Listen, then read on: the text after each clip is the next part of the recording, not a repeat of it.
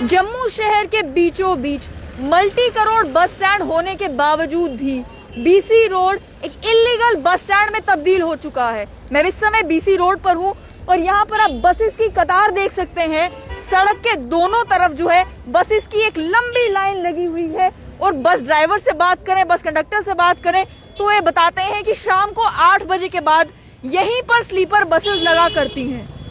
यहाँ पर सवाल ये खड़ा होता है कि जम्मू का जनरल बस स्टैंड जिसे लगभग 210 करोड़ रुपए की लागत के साथ बनाया गया था, जो यहाँ से 5 कदम की दूरी पर है, आखिर ये बसेस उस बस स्टैंड में लगने की जगह इस सड़क के ऊपर क्यों लगी हैं? और ये बीसी रोड है, शहर के बीचों बीच जगह है जहाँ पर आप जानते हैं कि गाड़ियां भी आती जाती हैं, यहाँ से ट्रैफिक कंजेशन भी यहाँ पर होता है और होता है इसी वजह से क्योंकि सड़क के दोनों तरफ बसेस की एक लंबी कतार लगी हुई है। और ये कतार आज ही नहीं लगी है, अक्सर यहाँ पर इसी तरीके से बसेस की लाइन लगी होती है और पैसेंजर्स को भी मालूम होता है कि अगर उन्हें बस पकड़नी है तो उन्हें जनरल बस स्टैंड के अंदर जाने की जरूरत नहीं है, उन्हें सड़क के ऊपर खड़े होना है और सड़क के ऊपर एक लंबी लाइन उनको बसेस की मिल जाएगी। जो बसेस अलग अलग जगहों पर जा रही हैं वो बसेस चुन सकते हैं और इसी जगह पर सड़क के ऊपर वो बस में बैठ सकते हैं।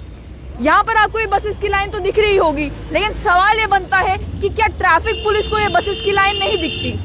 क्या ट्रांसपोर्ट विभाग को ये नहीं मालूम कि कितनी बसेस जम्मू में हैं?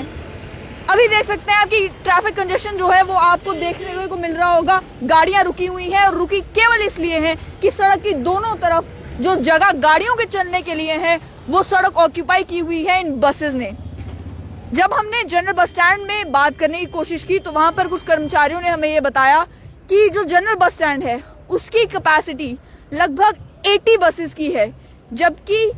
जो ट्रांसपोर्ट विभाग के साथ रजिस्टर्ड व्हीकल्स हैं, जो बसेस रजिस्टर्ड हैं, उनका नंबर कहीं ज्यादा है, 100 से भी ज्यादा है। तो जब बसेस की जितनी बसेस जम्मू में हैं उन बसेस की कैपेसिटी ही इस जनरल बस स्टैंड में नहीं है, तो फिर जम्मू के बीचों बीच 210 करोड़ रुपए लगाकर वो जनरल बस स्टैंड लगाने का आखिर फायदा क्या हुआ? क्या फायदा हुआ कि उस जनरल बस स्टैंड के स्ट्रक्चर को खड़ा भी किया गया है, लेकिन बसेस को जो है वो सड़क के ऊपर खड़ा होना है। और जितने भी ड्राइवर्स हैं उनसे जब आप पूछो कि आपने ये बस जो है इसे सड़क पर क्यों लगाया है, आप बस स्टैंड में बस क्यों नहीं लगाते? जिन लोगों को बस पकड़नी है आप देख सकते हैं कि वो इधर से बस पे चढ़ रहे हैं, वो आखिर बस स्टैंड से बस पर क्यों नहीं चढ़ते? तो ये कहते हैं कि 8 बजे के बाद जो है हम सड़क के ऊपर ही बस लगाते हैं, हर एक को मालूम है, हम सरप्राइज हैं कि आपको मालूम क्यों नहीं है। अगर हर एक को ये बात मालूम है तो क्या ट्रैफिक विभाग को ये बात मालूम नहीं है कि सड़क को इलीगल बस स्टैंड में रातों रात तब्दील कर दिया जाता है? अगर ट्रैफिक पुलिस को ये मालूम है तो इन बसेस को यहाँ से हटाकर इन्हें बस स्टैंड के अंदर ले जाया क्यों नहीं जाता है? ये भी पूछा जाना चाहिए कि थापा साहब जो दिन के टाइम में बड़े सतर्क होते हैं और यहाँ पर मैटाडोर के ड्राइवरों को, आम नागरिकों का चालान करते हैं ट्रैफिक वायलेशंस के लिए, ये आप देखें, ये पैसेंजर्स आप देखें कि बस के अंदर अपना सामान डाल रहे हैं और यहीं से इन्होंने जो है वो बस बोर्ड करनी है और फिर जिन जिन जगहों पर इन्हें जाना है इन पैसेंजर्स को यहीं से जाना है। आप ये मत सोचिए कि अभी रिसेंटली क्योंकि ट्रेन कैंसिल हुई है उस वजह से पैसेंजर्स की भीड़ ज्यादा हो गई है, इस वजह से ये बसेस बाहर लगना शुरू हुई हैं। अक्सर भी नॉर्मल डेज में भी जब आप आएंगे बीसी रोड के ऊपर, अगर आपको मौका मिला 8 बजे के बाद यहाँ से गुजरने का, तो आपको इसी तरीके से बसेस की एक लंबी लाइन जो है सड़क के दोनों तरफ देखने को मिलेगी। आम आदमी चाहे परेशान हो, आम आदमी चाहे जाम में फंसे, आम आदमी की गाड़ी चाहे ट्रैफिक में रुके, लेकिन ये बसेस जो है यहाँ से हटेंगी नहीं। हालांकि 210 करोड़ की लागत के साथ जनरल बस स्टैंड जम्मू के बीचों बीच खड़ा भी कर दिया गया है, जिसका इनॉग्रेशन अगर कहे तो लेफ्टिनेंट गवर्नर मनोज सिन्हा ने खुद किया था।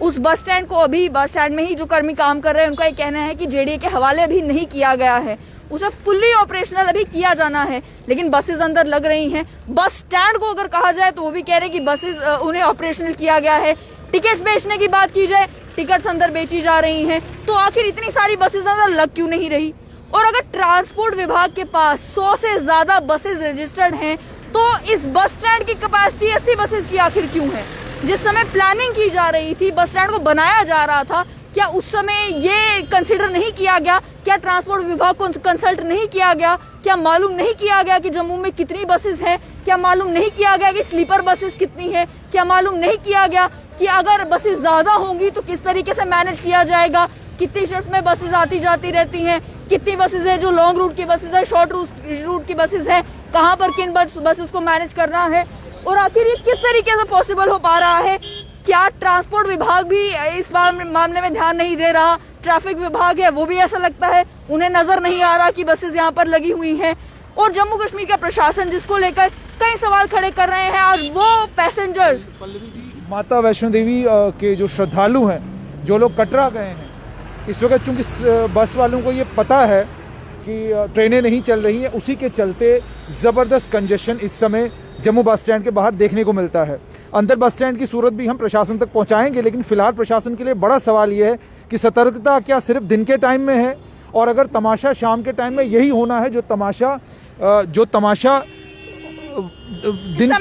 इस समय देखने को मिल रहा है, तो फिर मुझे बताइए ट्रैफिक पुलिस विभाग के कर्मचारी जो कहते हैं हम सतर्क हैं रात को 11-11 बजे तक, क्या सिर्फ उन्हें वीवीआईपी मूवमेंट को क्लियर करने के लिए यहाँ खड़ा होना है? और फिर बस स्टैंड के ऊपर जो 210 करोड़ रुपया लगाया गया, वो क्यों लगाया गया? उसके साथ ही में जो माता वैष्णो देवी के श्रद्धालुओं को ये भी कहना है कि बस स्टैंड के अंदर से अगर वो बस ले रहे हैं वो तो उन्हें नॉर्मल रेट पे मिल रही है, लेकिन बाहर आकर वो जो ये प्राइवेट बस ओनर्स हैं, ये जो प्राइवेट बसेस हैं, अगर इनकी वो टिकट लेने की कोशिश कर रहे हैं तो एग्जॉर्बिडेंट रेट्स चार्ज किए जा रहे हैं, नॉर्मल टिकट से ज्यादा रेट्स चार्ज किए जा रहे हैं। ये कई सारे श्रद्धालुओं ने ऑन कैमरा आकर ये शिकायत की है कि टिकट्स जो बेची जा रही हैं वो महंगे दामों पर बेची जा रही हैं और उनकी मजबूरी का फायदा उठाया जा रहा है। आखिर जम्मू कश्मीर के प्रशासन की नींद कब खुलेगी और जम्मू कश्मीर ट्रैफिक पुलिस को कब याद आएगा कि बीसी रोड भी है और बीसी रोड पर 8 बजे के बाद अगर आप आएंगे तो ये नजारा देखने को मिलेगा।